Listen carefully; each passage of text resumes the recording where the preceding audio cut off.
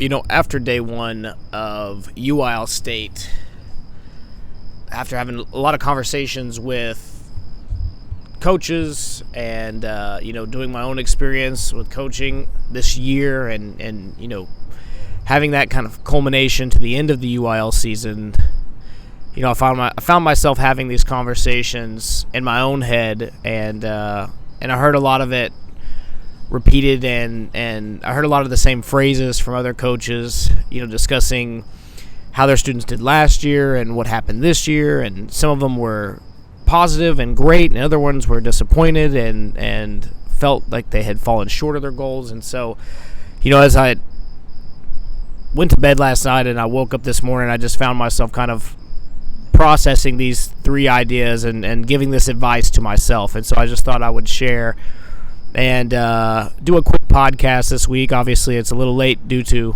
UIL State, a lot of travel going on this weekend, a lot of focus on being prepared for the big dance. And today will be UIL State Day 2, so a lot of medals to be won.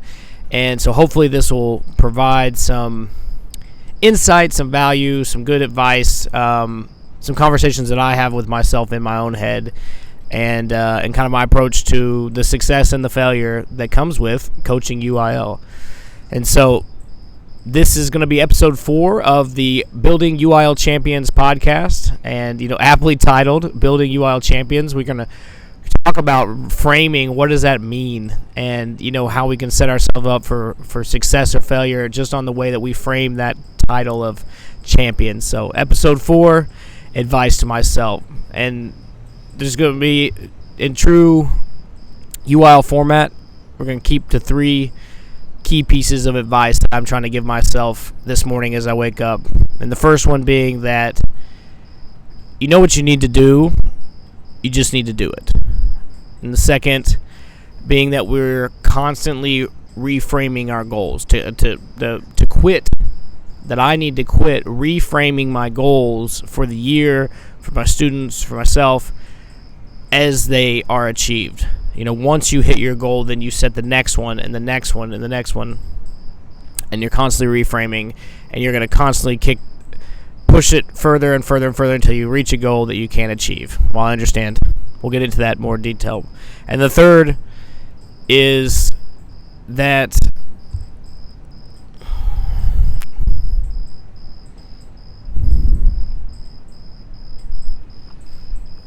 the third point is that we need to focus on the impact that we make during the year and less about the medals that we win. And that focusing on superficial outputs oftentimes can set ourselves up for an always empty canister. We're never going to get enough medals. We're never going to get enough success and placements to make ourselves happy if that is what we truly are focused on and measuring our success on. Kind of that similar phrase, you gain the whole world but lose your soul type of theology reigns true. And so focusing on the impact is something that I wanted to talk about. So on the first point,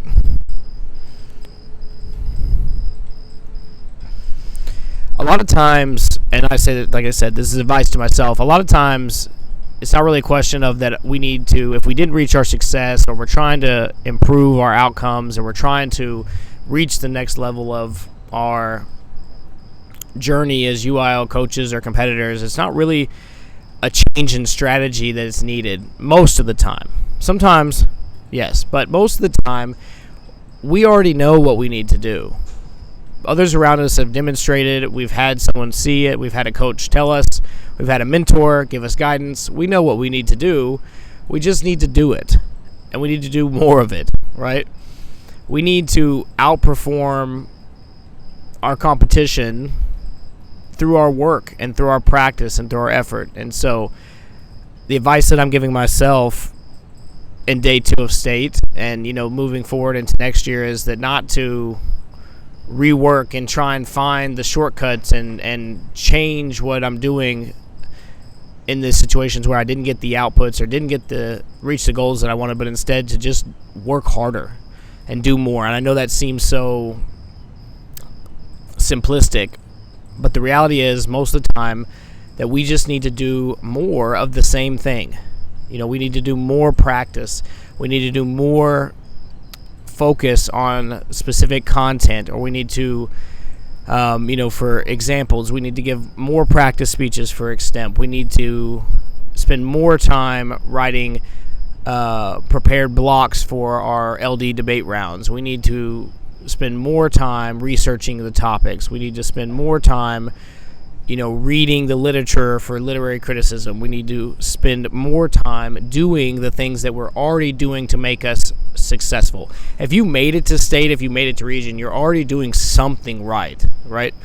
You just need to do more of the same and take the same application of the things that you're being successful at and apply it to other parts of the competition, right?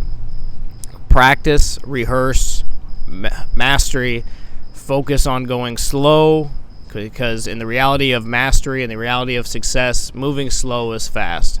You will get to the top of the pyramid, the top of the UIL championship, if you focus on building that foundation. And so doing more, going across and building the entire bottom of the pyramid so that you can stack success on success and really take that approach. And so I don't say that in terms of like teachers and coaches, we need to do more, like we don't do enough. I'm just saying that instead of going back and trying to rework how you do everything, try doing more of what you're already doing that makes you successful.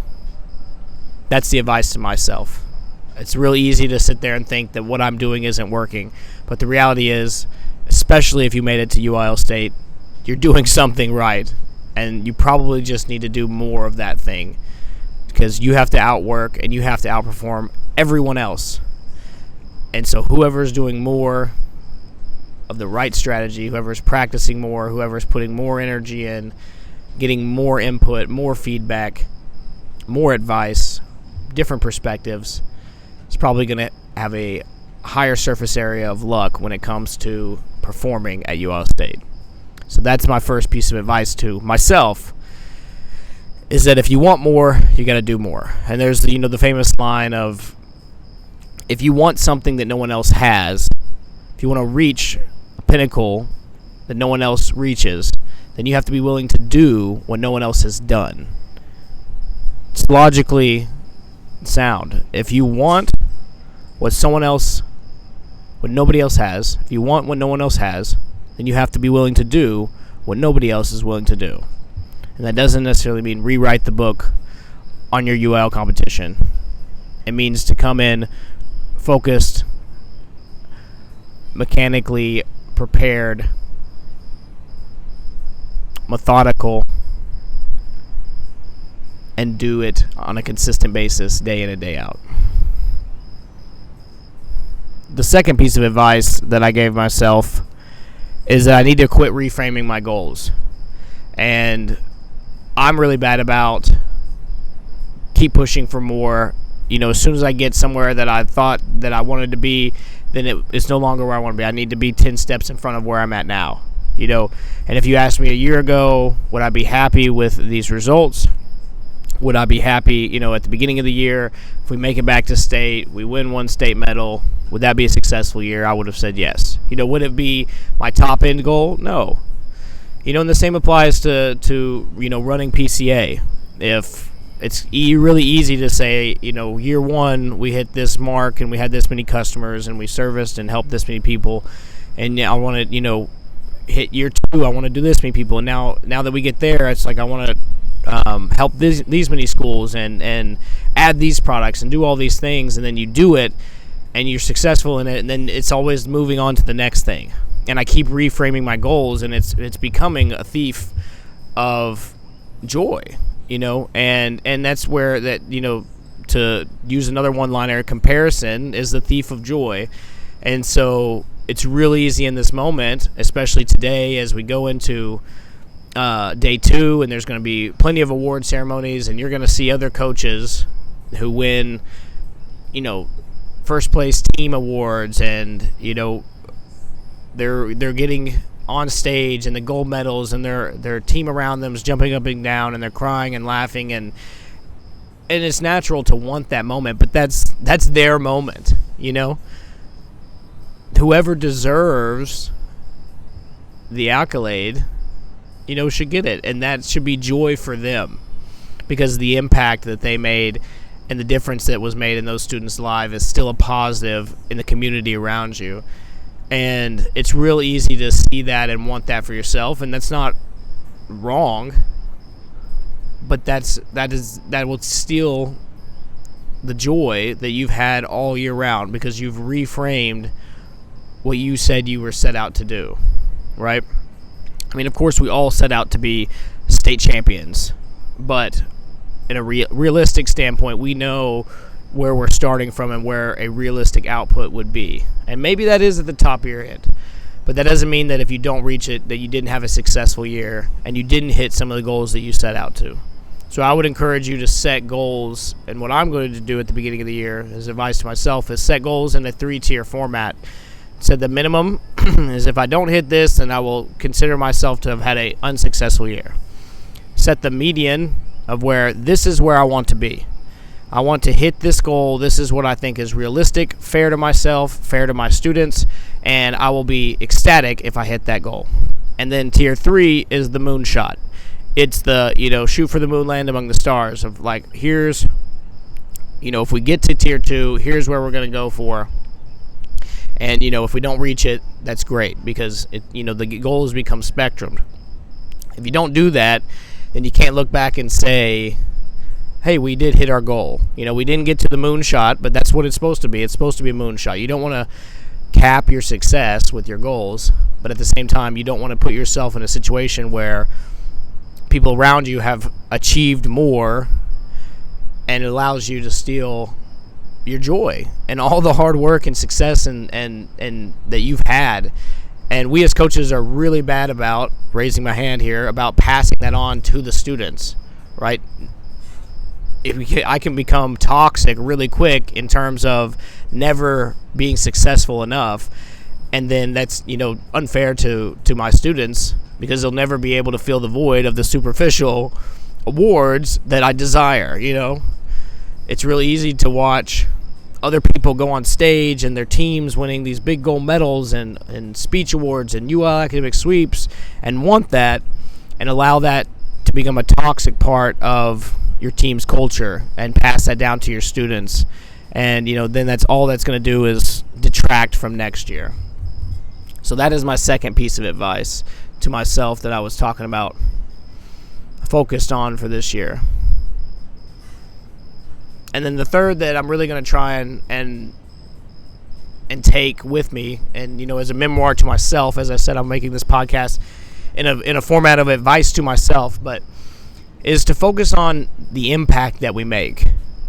So building off of that format, reframing our goals and allowing comparison to steal our joy, it's too easy to get wrapped up into the superficial awards that we receive. And the difference and the real success stories that we have are not in those gold medals. There are plenty of examples where coaches have won awards and students have won awards, but they have not grown and they have not made a positive impact, and those students and that coach and that team are not better off and sending better people and prepared students out into the world. And so I want to give myself this piece of advice to focus on the impact that we made. You may not be winning all of the gold medals, but you may be making huge differences in the students' lives that you touch and that you deal with every day. Taking a student that's in the bottom and struggling and going through a lot of things and giving them confidence and giving them belief in their ability to achieve goals, even if it's not to become a state champion, even if it's just they have the ability to get up in front of people and speak, or they have the confidence to go for their goals and attempt and not be apathetic. those can be so much more impactful in the world around you, in your community, and to that student's lives than any gold medal will ever be. And so, I think that we're really bad about focusing on the outputs, especially in terms of, these competitions. I mean, it's great. I love UIL, but the medals are a representation of hard work and achievement, but they are not a one-to-one correlation. It's like causation does not equal correlation in this aspect, because there are so many great coaches out there that are making massive differences and impacts in students' lives, and those don't always come out to a Golden State Championships. The student that you love, that works the hardest, does everything right, doesn't win every time. But that doesn't mean that the time you've put into them and the investment you've put into them is to waste. You've impacted and you've done so many good things for the students in your lives, and you have set them on new courses and given them newfound hope and confidence in themselves that they wouldn't have had without you. And so focus on the impact that you make in the community around you, in the sphere of influence, and the people that you have the opportunity to impact and influence around you. Focus on that. And if you focus on those inputs, on building better people, on building more confidence, and on improving and setting the students and the people around you, improving the people around you's lives and abilities, and building those students on your team, that will find more fulfillment and allow you to ride the waves of, superficial awards, and some days it's yours and some days it's someone else's day.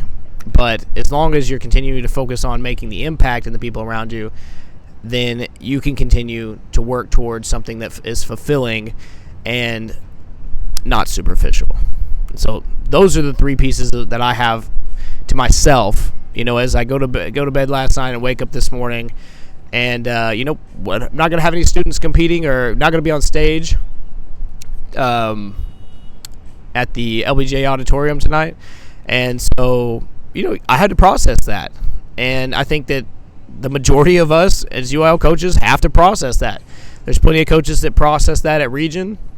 There's a lot of coaches that are in the same seat as me processing it today as they wake up. And some will be processing it later tonight. And so hopefully that will provide some insight or value to you as you, reframe and try and begin approaching next season. So as always, I'm Cody with PocketCoachAcademy.com, and stay tuned because we've got some big and exciting news coming up. And if you have any questions about how we can help or how we service and support UIL coaches and UIL teams, please feel free to reach out on Facebook, Instagram, TikTok. You can shoot me an email at Cody@PocketCoachAcademy.com. Go to our website, book a call, whatever you want to do. There's 100 ways to get in contact with me. So I'd love to talk to you and see if there's any way that we can help make your life easier and help you reach some of those goals and create a larger impact in your program and your team. Good luck to everyone, and I hope you have a great day.